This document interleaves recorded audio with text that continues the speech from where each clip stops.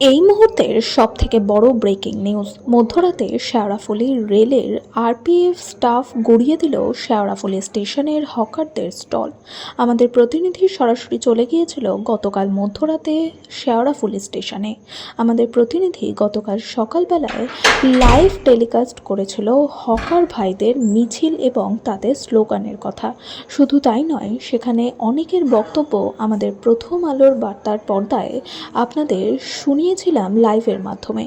গতকাল সকালবেলায় রেলের আরপিএফ স্টাফরা খুব সংযত ছিল, কারণ নিত্যযাত্রী এবং সাধারণ মানুষ ট্রেনে উঠবে বা ট্রেন থেকে নামবে বা স্টেশনে থাকবে, সেই কারণে কোনো রকম অ্যাকশন তারা নেয়নি। কিন্তু গতকাল মধ্যরাতে আমাদের প্রতিনিধি সরাসরি দেখিয়ে দিল রেলের আরপিএফ স্টাফেরা কিভাবে ধ্বংসলীলা চালালো শেওড়াফুলি স্টেশনে হকারদের স্টলগুলিতে।